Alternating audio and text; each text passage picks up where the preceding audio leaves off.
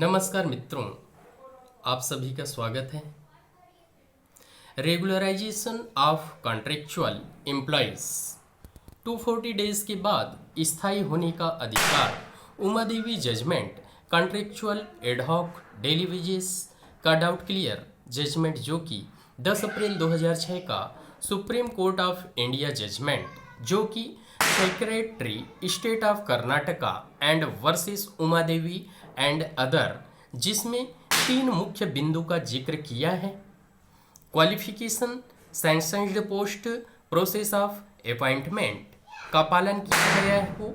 इसी प्रकार से 17 अप्रैल 2020 का supreme court of India judgement जो कि चंद्रमोहन नेगी वर्सेस हिमाचल प्रदेश स्टेट, इसमें कहा गया है कि लंबे समय से कार्यरत कर्मचारी को हटा देने से फंडामेंटल राइट का वायलेशन होगा। इसी प्रकार से 3 सितंबर 2021 का supreme court of India judgement जो कि Somesh Thapliyal versus vice chancellor HNB Garhwal university, इसमें कहा गया है कि बैकडोर से कर्मचारी से लंबे समय तक कार्य लिया जाता है तो उसे नियमित पद पर रखना होगा। सुप्रीम कोर्ट ऑफ इंडिया का जजमेंट हमेशा बाय रूल होता है। उस जजमेंट के बेस पर आप क्लेम कर सकते हैं, कोर्ट जा सकते हैं, अपनी बात सरकार के पास रख सकते हैं और परमानेंट या रेगुलर के लिए नियुक्ति करवा सकते हैं। सर्विस ज्यूरिस्प्रूडेंस के अनुसार 3 साल से ऊपर संविदा में रखना नियम विरुद्ध है। सर्विस लॉ के तहत आप कोर्ट से क्लेम कर रेगुलराइजेशन ले सकते हैं। जैसा कि हम लोग रेगुलर डिस्कस करते रहते हैं कि कोई ना कोई महत्वपूर्ण कानूनी या लीगल टॉपिक या बिंदु में जिसके बारे में क्या हम लोगों को जानना चाहिए, तो आज हमारा जो सत्र है इसमें हम लोग डिस्कस करेंगे डाउट क्लियरेंस। किस चीज़ पर डाउट क्लियरेंस, खासकर जो हम लोग कॉन्ट्रेक्चुअल एम्प्लॉयमेंट में उसमें हम लोग ध्यान देंगे क्योंकि मेरे पास काफ़ी सारी जानकारी लीगली पूछे जाते हैं। अभी खासकर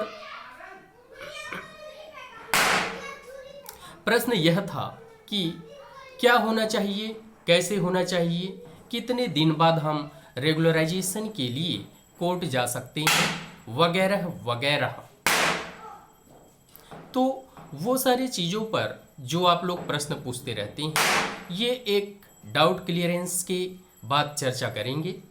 तो जैसा कि पहले भी हमने डिस्कस किया हुआ है कि कॉन्ट्रेक्चुअल एम्प्लॉयमेंट यानी कि टेम्पररी एम्प्लॉयमेंट किसी भी पोस्ट पर किसी व्यक्ति की नियुक्ति यानी कोई गवर्नमेंट द्वारा कोई इस तरीके से किया जाता है, सरकारी पद है लेकिन कॉन्ट्रेक्चुअल एम्प्लॉयमेंट हुआ है सरकार के द्वारा। कॉन्ट्रेक्चुअल एम्प्लॉयमेंट वो चाहे स्टेट गवर्नमेंट हो, सेंट्रल गवर्नमेंट हो, कॉन्ट्रैक्ट बेसिस में हुआ है, टेम्परेरी बेसिस में हुआ है, एडहॉक बेसिस में हुआ है, डेली वेजेस में हुआ है, क्या वह हमेशा उसी तरीके से काम करता रहेगा?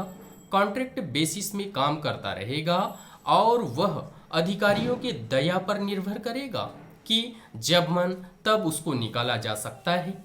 क्या वो कोर्ट जा सकता है, अपना राइट के लिए क्लेम कर सकता है कि मुझे परमानेंट कर दिया जाए? यदि वो कर सकता है तो कितने समय बाद कर सकता है? क्या उसके लिए लिमिटेशन होना चाहिए, कितना समय मिलना चाहिए? इसी पहलू में आज हम लोग डिस्कस करेंगे। कॉन्ट्रेक्चुअल एम्प्लॉयमेंट में जनरली तौर में एक शॉर्ट टर्म के लिए होता है, यानी कि थोड़े समय के लिए कोई वर्क है, गवर्नमेंट का प्रोजेक्ट है, आपको उसमें कॉन्ट्रैक्ट बेसिस में रख दिया गया है और काम कंप्लीट होते ही आपको निकाल दिया जाता है, आप हट जाते हैं। उसमें से तो कुछ समय के लिए कॉन्ट्रैक्ट होता है और एक होता है लॉन्ग टर्म के लिए, जिसमें कि रिन्यूअल होते रहता है, हर साल नवीनीकरण होते रहता है समय समय पर, और आप कॉन्ट्रैक्ट बेसिस पर काम करते रह जाते हैं। मिसकम्युनिकेशन कहाँ होता है?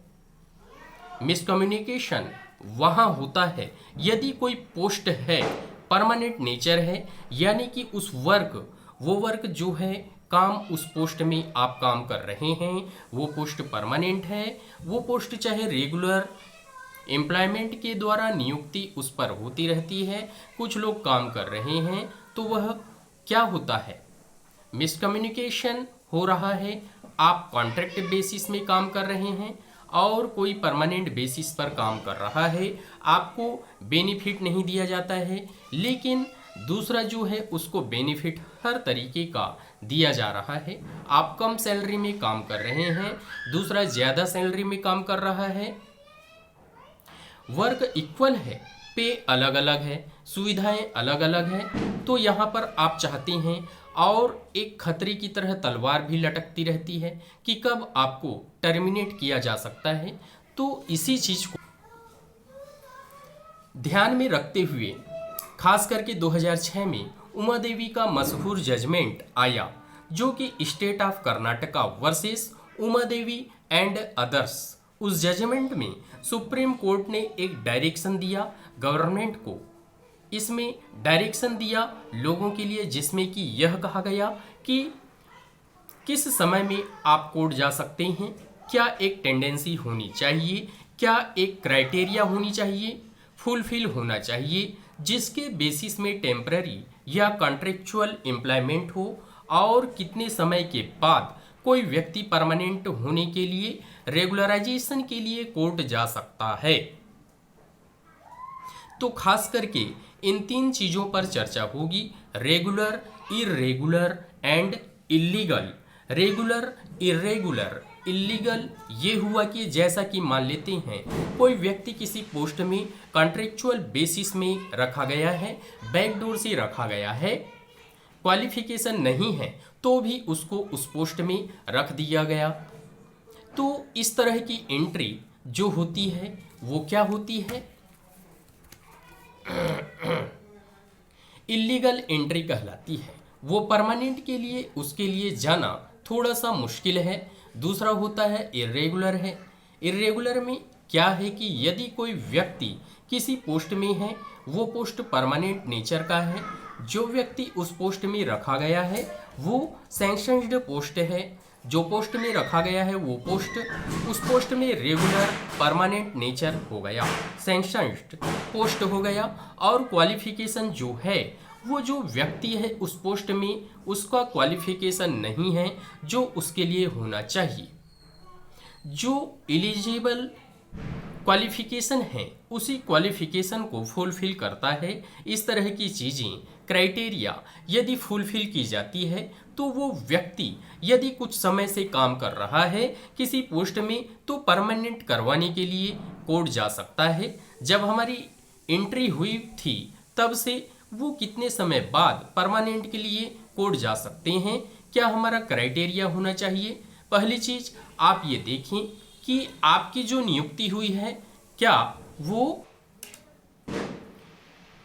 नियुक्ति यानी कि वो अपॉइंटमेंट जो आपका है वो किस बेसिस में हुआ है? क्या कोई नोटिफिकेशन आया था, आपने कोई इंटरव्यू दिया था, आपने एग्जाम क्वालिफाइड किया था, यानी कि मतलब एक वैलिड प्रोसेस से है, चाहे जो भी प्रोसेस हो वैलिड होना चाहिए। ऐसा नहीं कि बैकडोर आ गए आप, तो है ना, तो वैलिड आपका प्रोसेस है और वो पोस्ट परमानेंट नेचर का है और लंबे समय से आप काम कर रहे हैं तो आप परमानेंट के लिए कोर्ट जा सकते हैं, रेगुलराइजेशन के लिए कोर्ट जा सकते हैं। लेकिन कितने समय बाद? उमा देवी जजमेंट में ये कहा गया है कि लंबे समय तक कोई यदि काम करता है तो परमानेंट के लिए लंबे समय हम कितने समय को मान सकते हैं। अभी हाल ही में एक जजमेंट भी आया है सुप्रीम कोर्ट ऑफ इंडिया का काफ़ी सारे गाइडलाइन पहले से भी कुछ आए हुए हैं। इसके आधार पर ये दिखाया गया है कि जब कोई व्यक्ति 240 डेज 240 दिन भी यदि कार्य किया है किसी पोस्ट में कॉन्ट्रेक्चुअल बेसिस में और उसके पास सारे डिजरेबल क्वालिफिकेशन हैं, पोस्ट सेंक्शनड में है, एंट्री सही है उसकी, तो वो परमानेंट के लिए कोर्ट जा सकता है। तो परमानेंट के लिए तो टाइम उसके लिए कोई लिमिटेशन नहीं है, लेकिन आपके लिए लिमिटेशन यही मान लिया जाता है कि यदि आप 240 डेज काम किया है तो आप परमानेंट के लिए कोर्ट जा सकते हैं। तो कहने का मतलब ये है कि यदि आप 240 डेज से ज़्यादा समय तक काम कर रहे हैं किसी भी पोस्ट में, वो परमानेंट नेचर का है, तो आप कोर्ट जा सकते हैं। और ये ज़रूरी नहीं है कि आप अकेले हैं या कई लोग हैं। यदि even you are a single right to claim, और ख़ास करके कुछ जजमेंट जो पहले भी हमने चर्चा की, वो हाल फिलहाल में कई जजमेंट दिए गए। State of Gujarat versus PWD employee वाला था, 2013 का जजमेंट था। उसमें भी ये कहा गया कि यदि परमानेंट नेचर का जॉब है और उस पर टेम्पररी व कॉन्ट्रेक्चुअल बेसिस पर एम्प्लॉयमेंट हुआ है तो परमानेंट के लिए कोर्ट जा सकते हैं। यहाँ पर 14 और 16 आर्टिकल का भी वायलेशन नहीं होता है। तो कहने का मतलब है कि आपको देखना है बेसिकली कि आपकी एंट्री सही है, लीगली आप एंट्री किए हैं। इसके अलावा जिस पोस्ट को आप होल्ड कर रहे हैं वो पोस्ट परमानेंट नेचर का है, तो इन सारी चीज़ों को देखने की बेसिकली ज़रूरत है। उसके अलावा जो है और रही बात, कुछ और चीज़ें होती है। Actually nature of job depend करता है, चाहे आप स्टेट गवर्नमेंट में हैं या सेंट्रल गवर्नमेंट में हैं। किसी भी गवर्नमेंट में, किसी भी पोस्ट में, किसी भी प्लेस में, इंडिया में कहीं पर भी आप यदि वर्क कर रहे हैं इस तरह के भी, तो आप ये मान के चलिए कि आपका जनरली तौर पे भी कॉन्ट्रैक्ट बेसिस पे है और आपको लगता है कि आपका एक्सप्लॉइटेशन हो रहा है, यानी कि शोषण हो रहा है, उस पद पे काम कर रहे हैं और आपको कुछ भी बेनिफिट नहीं दिया जा रहा है, तो आप यदि फाइट नहीं करते हैं तो आपको फिर राइट नहीं मिलता है। हो सकता है दे दिया जाए, लेकिन कहीं ना कहीं आप दया पर निर्भर करते हैं। जो भी अधिकारी होते हैं, जो आपके सीनियर ऑपरेटिव होते हैं या गवर्नमेंट जिसको कह सकते हैं, उसकी दया पर आप निर्भर करते हैं या आपका फ्यूचर निर्भर करता है और आपको लगता है कि इस तरह की स्थिति में काम करना सही नहीं है, तो निश्चित रूप से आपका राइट बनता है आप कोर्ट जाने के लिए। तो यही कुछ चीज़ें हैं जिसके बारे में हमें डिस्कस करना था और हमें चर्चा करनी थी। कॉन्ट्रेक्चुअल एम्प्लॉयमेंट में बहुत सारे लोगों का ये कहना है कि मैं एडहॉक में हूँ, तो क्या मैं कॉन्ट्रैक्ट में हूँ? बिल्कुल कॉन्ट्रैक्ट में है। यदि आपको ये लगता है कि आप यदि डेली वेजेस में हैं और आपको लंबे समय से काम कर रहे हैं और आपको ये लगता है कि आपका जो पोस्ट है उसे बार बार रिन्यूअल भी किया जा रहा है, तो भी आप उसी में हैं। कहने का मतलब है कि सारी क्राइटेरिया, जो भी क्राइटेरिया दी गई है, जरूरी नहीं है कि 100% A to Z वही फुलफिल हो। होता ये है कि कोर्ट जो है मतलब कि एसेंस को पकड़ती है, यानी कि जो एकदम से खामी की बात हम कह सकते हैं, ऐसी चीज़ें न हो जिससे कि किसी व्यक्ति के राइट का वायलेशन हो। कोई ऐसा रूल न बने जिससे कि किसी व्यक्ति के अधिकारों का हनन होता हो। फिर भी ऐसा कहीं होता है तो वो व्यक्ति क्लेम कर सकता है। और ख़ास करके उमा देवी जजमेंट में जो सुप्रीम कोर्ट ऑफ इंडिया का जजमेंट का कहना था कि आप कॉन्ट्रेक्चुअल एम्प्लॉयमेंट को ही बंद कीजिए, कम से कम कीजिए, लेकिन आज के समय में क्या है कि गवर्नमेंट क्या कर रही है कि कॉन्ट्रेक्चुअल एम्प्लॉयमेंट को काफ़ी तेज़ी से बढ़ा रही है और कॉन्ट्रेक्चुअल एम्प्लॉयमेंट एक तरीके का अधिक समय में एक हार्ड एंड फास्ट रूल सा बन गया है और हर गवर्नमेंट हर एक स्टेट में कॉन्ट्रेक्चुअल किया जा रहा है कि परमानेंट जॉब के लिए वैकेंसी निकलती है, वो बहुत जगह बंद भी कर दिया गया है। ऐसे में भी ये आप किसी को लगता है कि ऐसा नहीं होना चाहिए तो वो कोर्ट जा सकता है निश्चित रूप से, और जजमेंट को सही तरीके से देखने की ज़रूरत होती है। कई बार ये होता है कि लोग जजमेंट को मिस इंटरप्रिटेट कर लेते हैं, किसी जजमेंट में दिया कुछ और है, सुप्रीम कोर्ट भी इस तरह के जजमेंट में मान लेते हैं कि कोई क्लेम आपको करना है और आपने सही तरीके से बात को नहीं रखा था, सही तरीके से जजमेंट को आपने उसके एसेंस को नहीं पकड़ा और सही तरीके से प्रेजेंट वहाँ नहीं किया, तो डिसीजन आपके अगेंस्ट जा सकता है।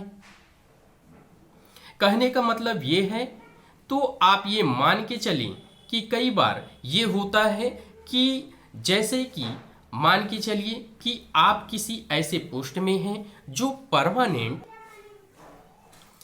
नेचर का है और आप रेगुलर एम्प्लॉयमेंट के तहत वहाँ गए हैं, रेगुलर एम्प्लॉयमेंट की तरह आपका सब कुछ हुआ है, लेकिन किसी वजह से आपको उस पोस्ट से टर्मिनेट कर दिया जाता है और किसी भी वजह से, तो वहाँ ये देखने का है कि आपकी एंट्री तो सही थी, पोस्ट जो था सैंक्शन्ड था, लंबे समय तक आपने काम किया, वहाँ पे कोई ऐसी वजह नहीं हो सकती कि आपके लाइफ और लिबर्टी से बढ़कर हो, आपके परिवार की जिम्मेदारी और आपकी रिस्पॉन्सिबिलिटी से बढ़कर हो। तो इन चीज़ों को ध्यान में रखने की ज़रूरत होती है खास करके।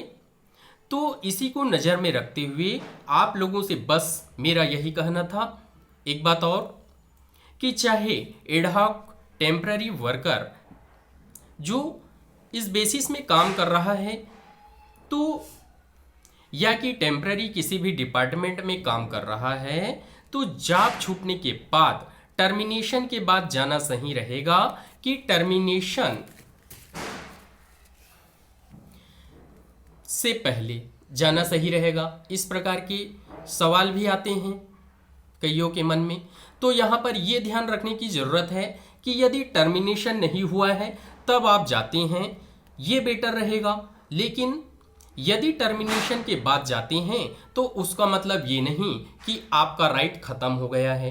टर्मिनेशन हो गया है, 1 साल हो गया या 2 साल, उससे कोई मतलब नहीं है। यदि आपका हो गया है फिर भी आप कोर्ट जा सकते हैं, ऐसा कोई बात नहीं कि आप नहीं जा सकते, फिर भी आप जा सकते हैं कोर्ट। लेकिन आपको ये लगता है कि आप सारी क्राइटेरिया को फुलफिल कर रहे हैं, आपके साथ इनजस्टिस हुआ है, इलीगल हुआ है और वायलेशन हुआ है आपके फंडामेंटल राइट का, तो निश्चित रूप से आप कोर्ट जा सकते हैं और आपको जाना चाहिए। तो कुल मिला के यही है। और आज के टॉपिक का डिस्कशंस का हमारा कॉन्ट्रेक्चुअल एम्प्लॉयमेंट में, इसके अलावा आगे और चर्चा करूँगा। Thank you. आपका एडवोकेट सतीश कुमार यादव को फॉलो करें, लीगली अवेयर रहें, सब्सक्राइब करें, लाइक व शेयर करें। धन्यवाद मित्रों, थैंक्स अगेन।